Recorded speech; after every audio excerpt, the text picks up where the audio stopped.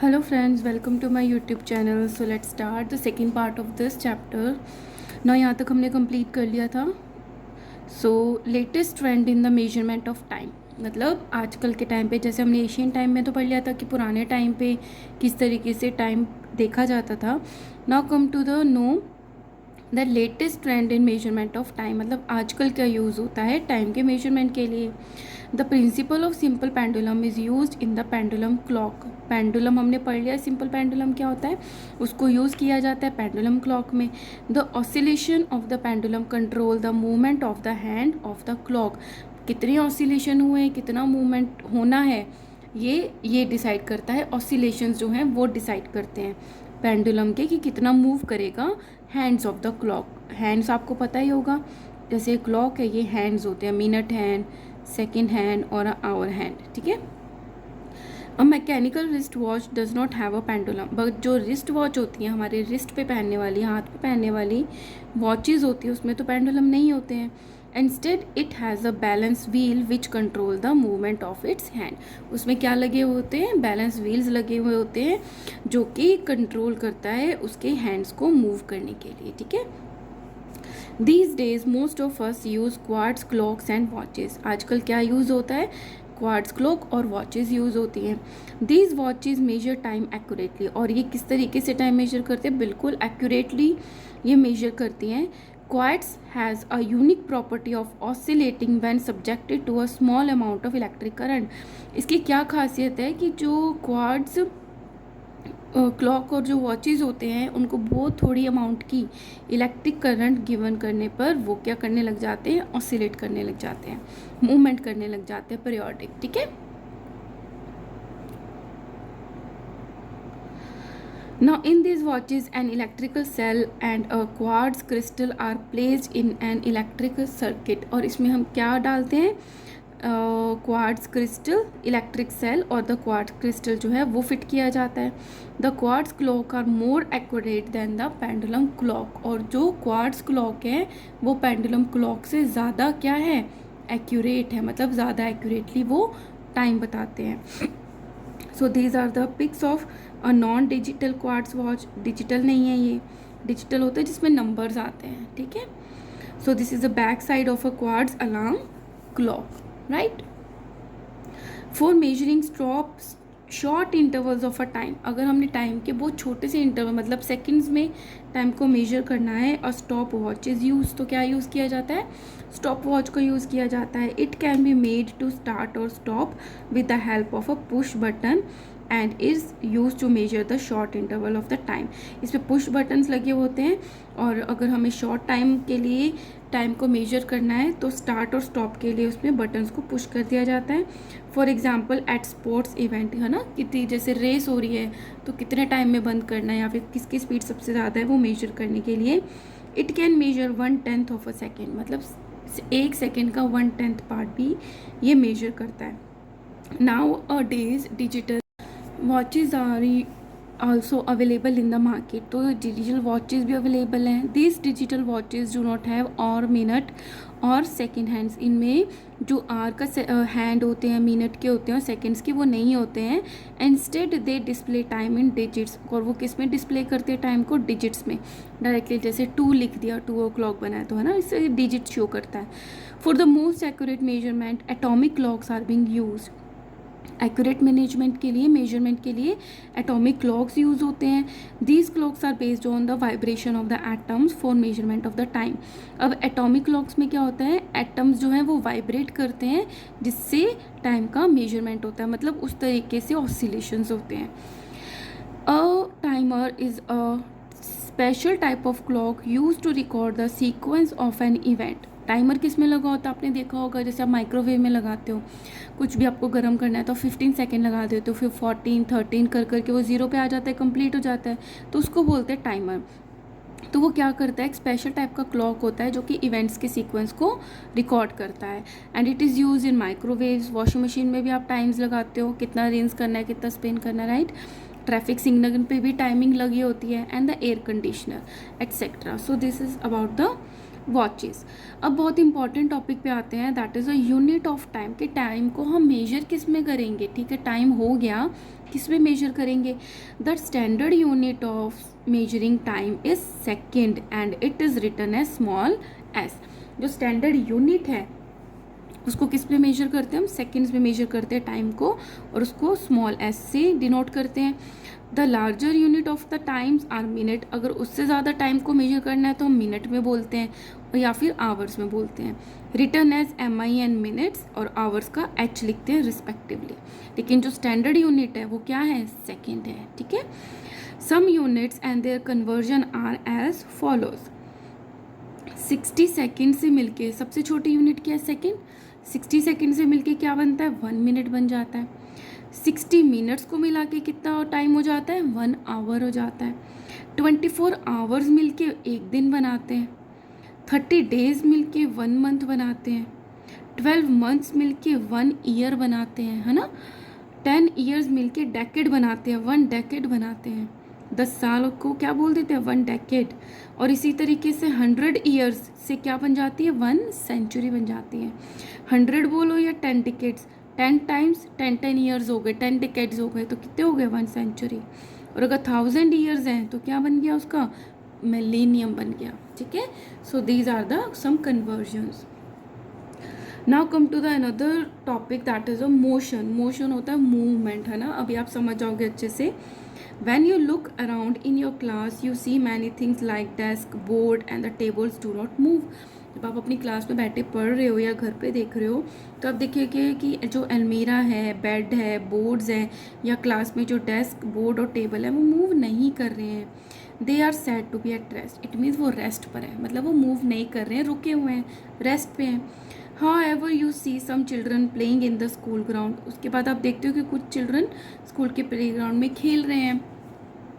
Some moving in the corridor, कुछ corridor में move कर रहे हैं। They are said to be in motion. वो जो बच्चे हैं उनके लिए हम कह सकते हैं they are in motion.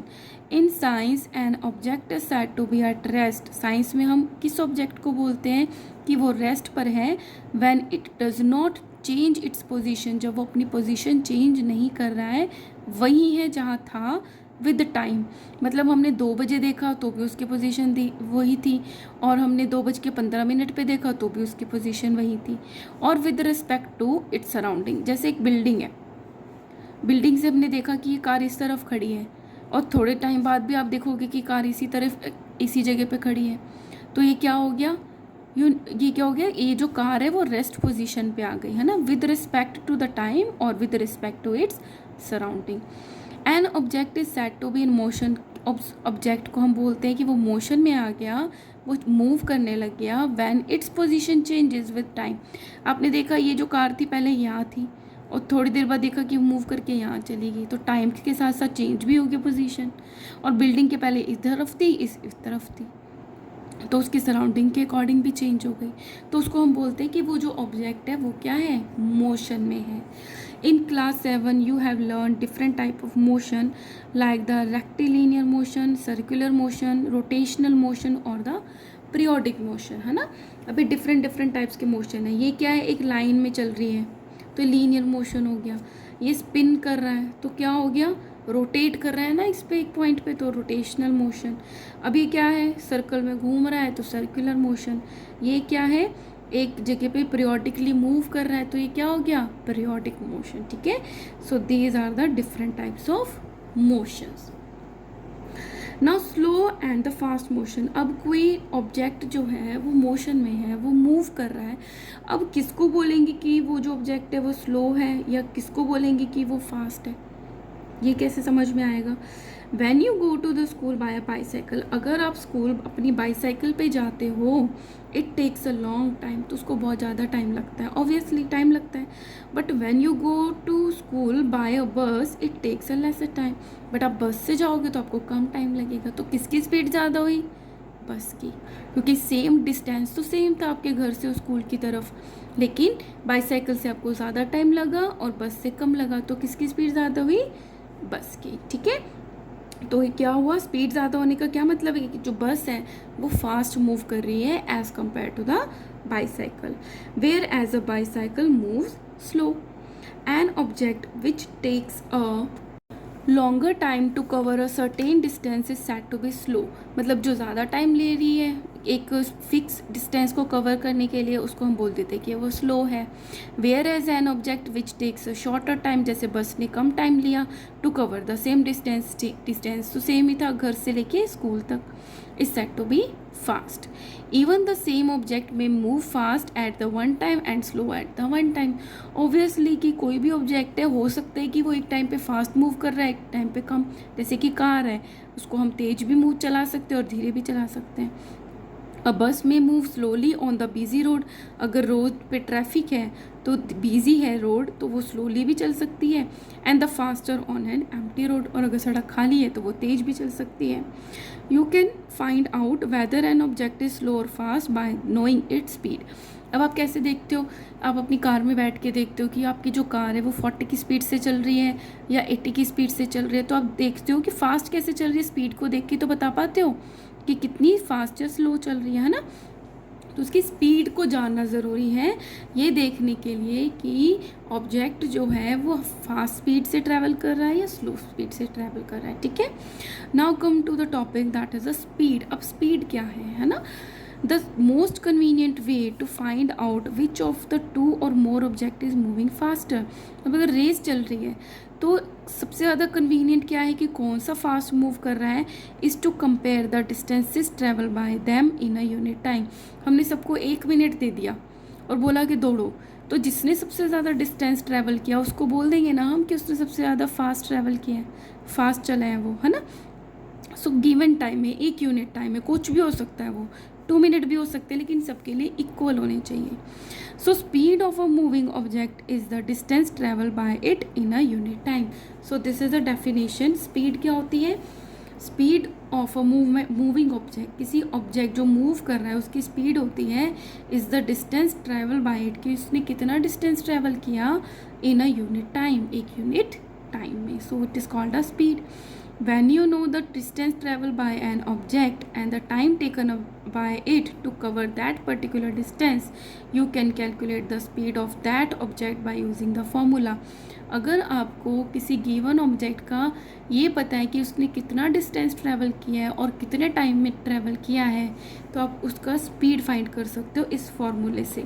Speed is equal to distance कितना ट्रैवल किया अपॉन टाइम, ठीक है।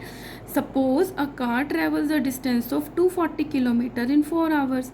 मान लिया कि जो एक कार है वो 240 किलोमीटर ट्रैवल करती है 4 आवर्स में, then its speed will be, तो उसकी स्पीड क्या हो गई, क्या पड़ा था formula, distance upon time.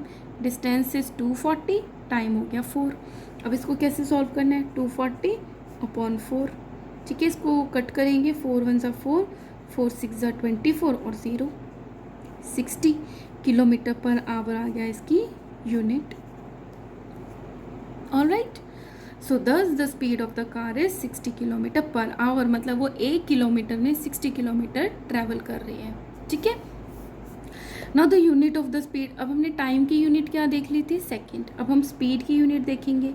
The standard unit of the distance is metre. अब जो डिस्टेंस की स्टैंडर्ड यूनिट है वो है मीटर और टाइम की क्या है, सेकेंड। तो स्पीड क्या होती है,